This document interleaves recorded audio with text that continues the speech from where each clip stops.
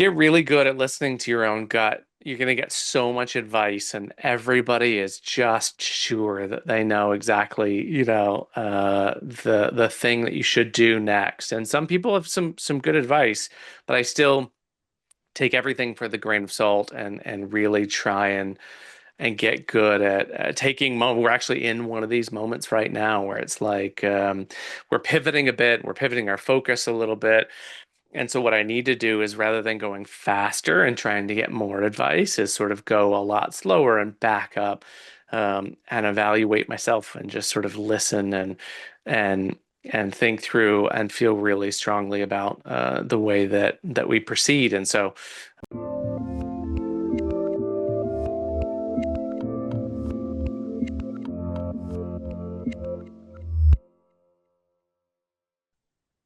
Hey everyone, this is Devin Miller here with another episode of The Inventive Journey. I'm your host, Devin Miller, the serial entrepreneur that's grown several startups into 7 and 8 figure businesses, as well as the founder and CEO of Miller IP Law, where he helps startups and small businesses with their patents and trademarks. If you ever need help with yours, just go to strategymeeting.com, grab some time with us to chat, and we're always here to help. Now, today we've got another great guest on the podcast, Kyle Hudson. And Kyle started his journey, went off to University of Alabama for a couple of years, and then went to Georgia State for about a year, and took some computer courses, learning Microsoft Word before leaving classes, and never looking back at college, and went to work in the computer and software, I think sales industry. Worked in a variety of agencies for with web development, and did that or worked with each agency for a couple of years at a time. Also was kind of on again, off again with doing his own thing and pursuing his own agency and whatnot. And then about a year ago, I decided to branch off and pursue what he's doing now. So with that much as a quick introduction, welcome on the podcast, Kyle. amazing. Thank you for having me. Hey, excited to have you here and looking forward to hearing about your journey. So I just gave a quick run through to a much longer journey, but why don't we rewind and unpack that just a bit and tell us a little bit about how your journey got started going off to the University of Alabama. Yeah, I think I followed a fairly traditional path, as most kids in my time did, and especially before computers were really something that were as prevalent as they are now, which is you go into high school and pick your college and do it for a year or two, pick what you're going to do forever, and get your degree and try and find a job, work your way up the ladder, and see what happens. And I think I was always just built a little different. Even as a kid, someone would ask, "What do you want to be when you grow up?" And I'd name about 8 things in a row, and they're like, "Well, you can't be all of those things." I'm like, "That seems weird. Why not?" Like, and I think my life has sort of played out like that ever since, and I've had many lives, which I appreciate. So unpack a bit more. So that was a good maybe overview. So when and now with that, you went to college, or how long did you, or were Mhm. you in college? Kind of what did you study, or maybe fill that in a bit more. Yeah, so I went to Bama for 2 years. It didn't really it was a very social thing, but it still didn't help me figure out what I wanted to do. Arriving and say, what do you think you want to do? You want to do kind of business, and these sort of abstract ideas of you're going to do business or you're going to do, medical, or you're going to do sales or marketing, or maybe it's creative, but just very, very broad and not sort of specific to um, eh, what I enjoy doing or what I was good at or anything like that. And so I also, all my friends back in Atlanta and family and Tuscaloosa was just not my favorite city. So I moved back to Atlanta, went to the University of Alabama downtown. I mean, University of Atlanta downtown, which was Georgia State University, and Atlanta downtown just suits me more. Even as a kid, I love big cities and lots of action, things moving and flowing.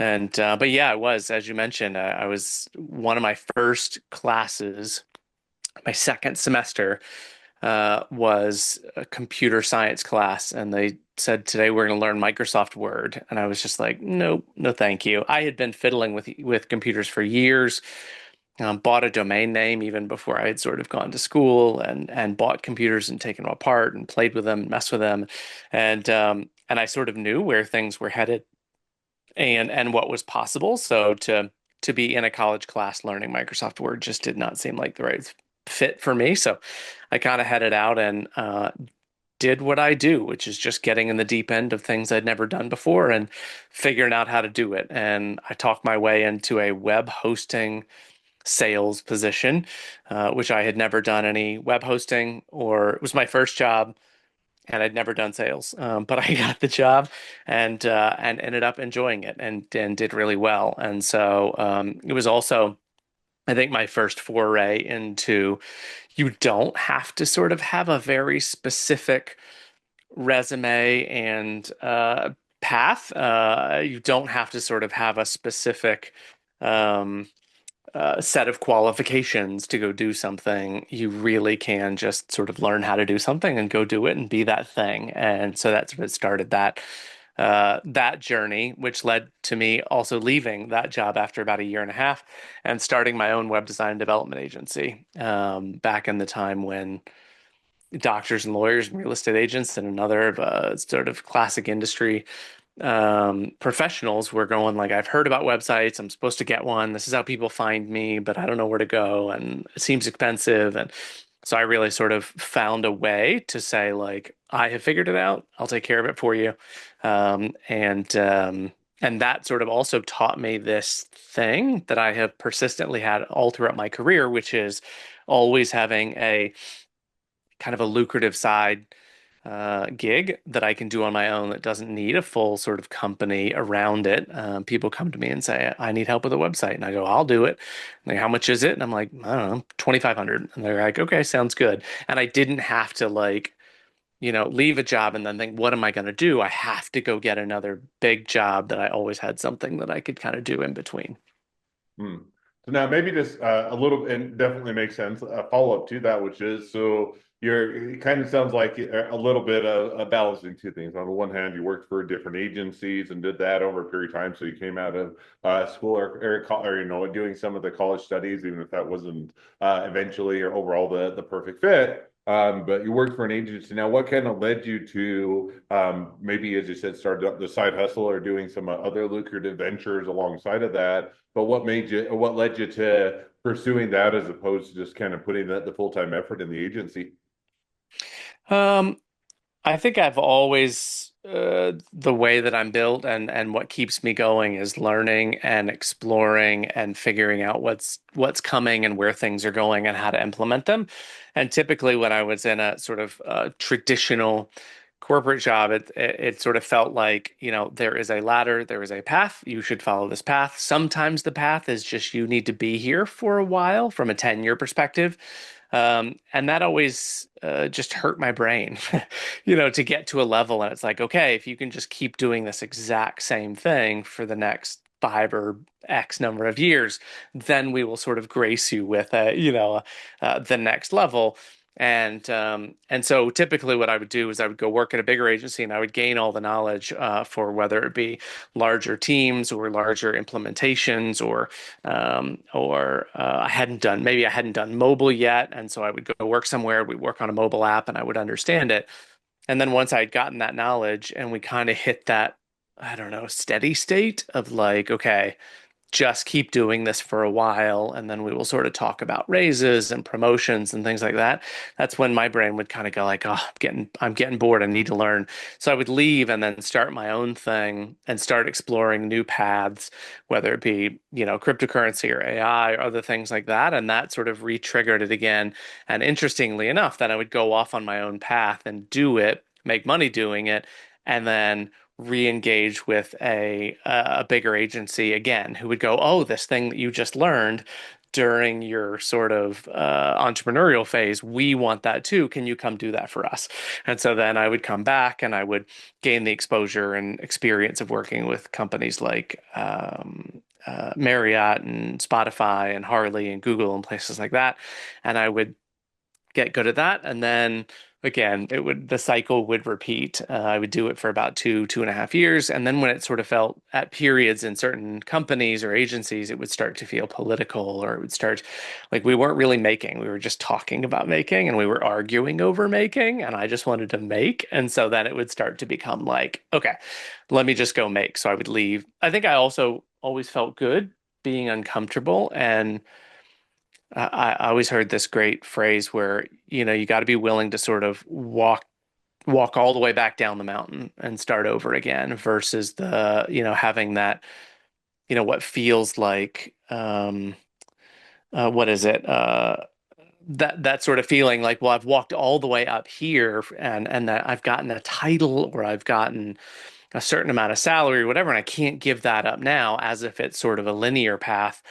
And I've always felt fine coming all the way back down the mountain, picking a different path and going back up again. And actually, what you end up finding at times is you can end up coming down, changing roles, and coming back up higher than you were before. So I've kind of enjoyed that kind of process from a career perspective. Now, just to fill that in a bit, because you mentioned kind of you go to work for an agency, I don't know, or want to then strike out on your own, pursue something different, or look into it further, and then you kind of rejoin the new agency or took that opportunity kind of over what period of time, or kind of how many agencies, or kind of, how much back and forth was there? Oh, well, let's see. So as of last year, 24. So that would have been, well, I started my first job in 2000.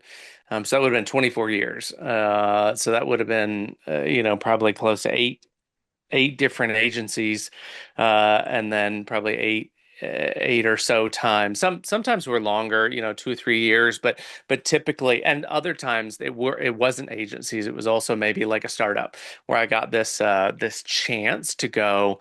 In one instance, I joined a startup which was a social media management platform that ran social media. Essentially, it was the software that ran social media for big companies like Delta and Coca-Cola and companies like that. And I got the chance to set up the strategic alliances and partnership division, which I had never done before, but that was fun. And so that did give me one of those instances where I was working for someone else, but because they had sort of looked at my skill set and understood what I did, I it was kind of like starting a startup inside of a startup, which then did kind of tickle my fancy in terms of learning and trying and kind of being underwater and fish out of water a little bit, which was good. Um, so it was probably about eight or nine different companies, and then in between those periods, like I said, I was either doing my own thing or freelancing or contracting or something, which typically meant learning something new, building a website in a new language or on a new platform or consulting in a different way or something like that. Now, so I'd asked kind of on the flip side of, what when you would, take or tend to exit or otherwise look to pursue your own thing. On the flip side of that is, after you did your own thing for a period of time, you tended to go to the agency, go back to the agency or the other opportunities. What kind of drew you back into those? In other words, why not just stay out on your own or otherwise pursue things and not go back to the agency or to the other positions? I think I recognized early on that I really, really enjoy the early learning period of sort of the 0 to 1. I am much more of a builder in that initial 0 to 1 than I am a runner 1 to 1,000. So taking something where whether it be a bigger agency or myself, where it's like, hey, could I do this, or is this something that I could learn how to do and make money from? I've started a cryptocurrency art agency.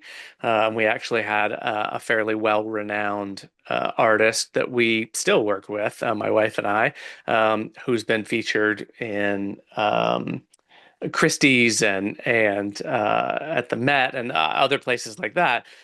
And that was interesting. So, could I dive into the world when I was learning NFTs and cryptocurrency? Could I take that and figure out a way to to sort of apply that, and then all of a sudden we're working with like this sort of world-renowned artist and minting NFTs and art on the blockchain. Again, doesn't mean that that becomes the thing that I want to do forever, and that I have to build that into a sustaining company that I then sort of bequeath to my kids versus I've seen this technology that has emerged. It's really interesting. There's a lot of things that you can do with it. Let's try and do a practical application and see if we can sort of learn it, do it, build it. And then that one experience sort of served me later on in life when I was working at other agencies and ended up, had an agency that was looking for someone who had knowledge and domain expertise around specifically around NFTs and cryptocurrency. I'm like, well, I've done it and I did it in this way. And it's okay, Gary, you're going to go do that. Um, and so the yin and the yang, I think, always supported each other. But there were times when I was doing my own thing where, it becomes, especially, here paying for your own health insurance when you're your own boss is like, okay, I am slightly tired of paying 2,200 a month for my own health insurance. I think I'd like to have somebody else pay for that for a while. And so, it may be that, or it may be operationally, we're just getting into a grind of just like kind of, building lots of websites just to kind of pay rent. And it's like, all right, let's flip back. And so, um, uh, I don't know. I was always good at listening to my own gut when it was time to sort of like, okay, time to switch to a different mode. And the universe always kind of provided. However, as soon as I made my mind up around that, someone would pop up and go, I was just talking to somebody yesterday at this big agency and they're looking for, and I would call that person and they go, oh my gosh, you're the person we're looking for. And then I would start working there. So I guess it worked out. Well, that makes sense. And so now kind of catching a bit to where you're at today, but just a little bit prior to that. So you got the current business that you're working and building on, but kind of before we dive into that, so you went back and forth within a number of agencies and then doing your own thing, kind of, flipping back and forth between those. So where were you at kind of previous to what you're doing today? In other words, kind of rewind just a little bit to the previous opportunity and catch us up there. Yeah. I had been at I had been in an agency and I was sort of starting the process again, of building out teams and building out process and those sort of things. I also had big life transitions. I had a family member, my mom passed after a bout with cancer, and then my granddad passed right after that. And I also hit my 45th birthday, and there was just something about this process of learning, and I had sort of learned all these things, but every time that I had sort of gone through that process, especially on the agency side, when you launch a new project or launch a new website, it's sort of the flywheel started again. Okay, we got to get another one of those websites, and we got to launch another one of those websites, and I think I had just hit a thing of I wanted that flywheel to stop. And I really had this sort of feeling of, okay, I'm getting to a point where I've learned all these things. I've learned how to coach and guide teams and products through to launch for these huge companies. But I want to do that for myself. Something that if I'm going to do it, I'm not going to do it 15 years from now when I'm 60. That's probably not when I'm going to start exploring that. Now sort of it feels like the right time to sort of, if I'm going to build something, then I've got, let's say, a good 10 to 15 years of being able to have enough energy and time and flexibility to really build something for myself. And so I made a decision just after my 45th birthday. I was like, all right, well, I'm not going to go work for anyone else again, so that would sort of stop that cycle, and I want to build something lasting that is a product or service that would have an impact on a large number of people.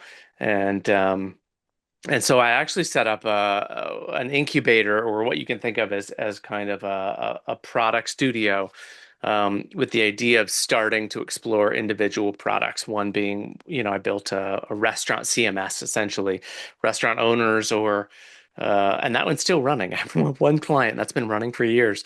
Is is a restaurant owner could pull out a phone and update their menu on their website without having to like call the website guy or whatever to update it. And that really, but I built it, I launched it, but then there was something that just kind of I had this feeling like this isn't it. This isn't the thing that I'm so passionate about that it's going to sustain me through highs and lows and financial and all those sort of things. And then I also at the same time was building an app which was essentially a kind of voice. It was early in the Chat GPT kind of days. And I was exploring what you could do with the technology, and I built sort of a mobile app that you could essentially dictate to, like when you were on a walk, and it would take all that voice recording, transcribe it, and then essentially email you. Here's the project plan for the thing that you had the idea on. So a little bit of kind of voice to a utility focus for sort of voice memo to actionable project plan. And again, I had the same, listening to my gut and not being worried about sort of walking back down the mountain. I launched it and it worked. But I just had this feeling, hairs on the back of my neck. I was like, this isn't it. Like, this isn't the thing that I'm willing to sort of dedicate myself to for the next number of years, to make sure that this thing takes off in the right way. And so, the third thing that I was building and starting to experiment with was Stacklist.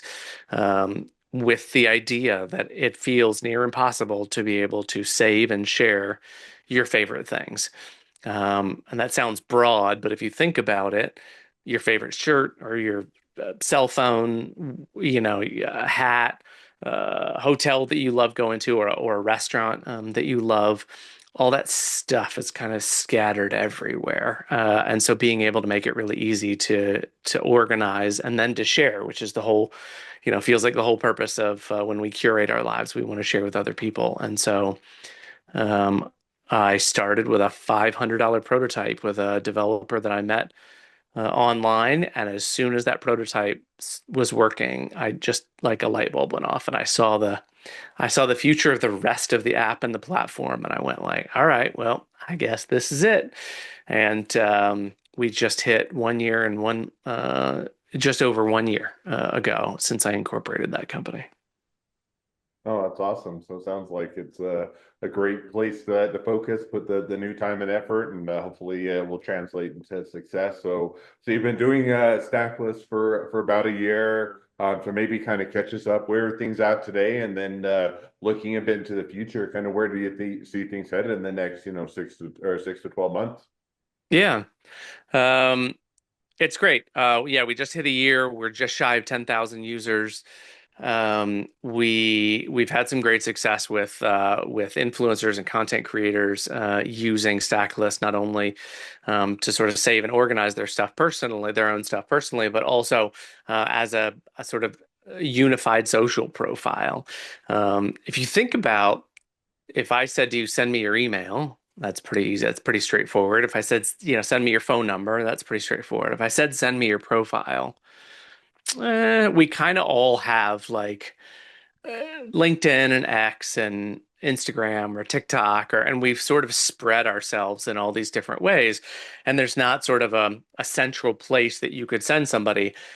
There's a website, but also websites are inherently starting to get older. These are these sort of fixed signposts that say like, here's who I am and here's what I do, but they're also harder to update, and they don't stay as fresh and relevant as your social. So now you have to sort of manage your website and your online store and about 4 or 5 different social profiles. And then you got to make a blog because that'll help you with SEO.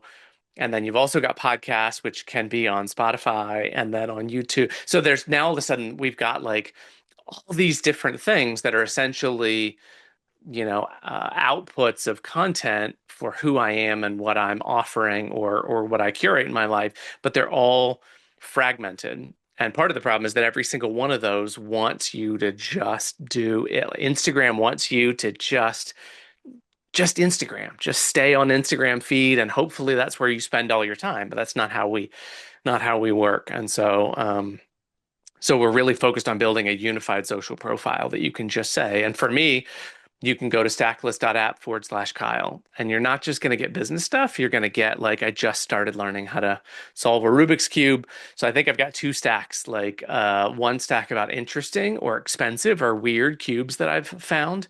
One is a 1x1 cube, which literally just has one color on each side. So it takes zero time to solve that. But the other one was like $150 one with like metal on the side, and then another stack with like YouTube videos and products that I've seen and found that are really interesting and useful if you're going to start learning to do a Rubik's Cube. And I think that's interesting because, again, it sort of widens the aperture of who I am from not just being like, here's my website and my email if you would like these services from me, or then conversely, I do have an Instagram profile, but it's private because that's just mine, and and all of these things are sort of disparate versus just being holistically like, here's me.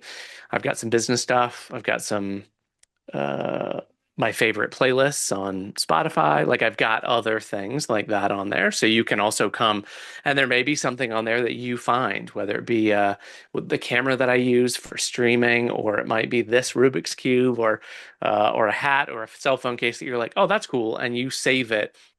And what you can do on Stacklist is just hit save, and you're actually saving, my link to this thing. And instead of, where do you put that? Save it in Chrome bookmarks, or like text it to yourself, or put it in a Mac note. And so we're also trying to sort of solve that idea of social curation, that when I share something, it's super easy for you to save it and recall it too.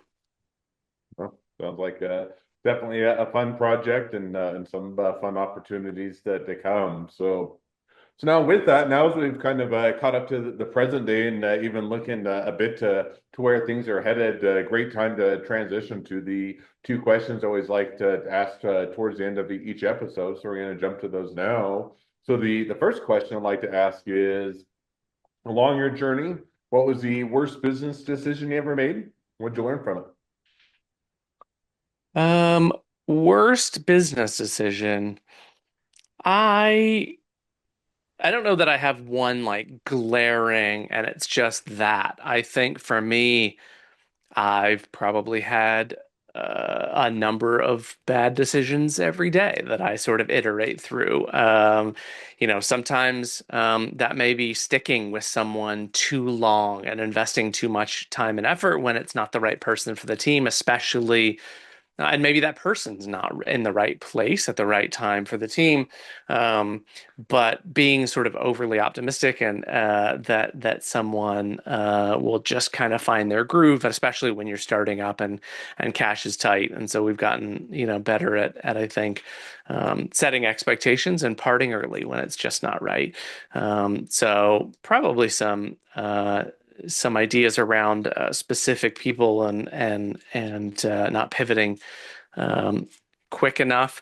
And then I would say there's probably other one or two other things in terms of focus that we could have done, not taken so much time on and just done a little quicker and a little dirtier and a little just get it out the door, versus spending more time on it. But I've kind of enjoyed the process of recognizing those decisions that may not have been like what I wouldn't consider like a horrible decision or a bad decision, as much um, as not right for the path, the place and the path that we're on, and just getting really good at almost ignoring it and wiping it from my memory and pivoting really quick and heading down another path and trying something different so that we get better at sort of iterating and going through that process quicker.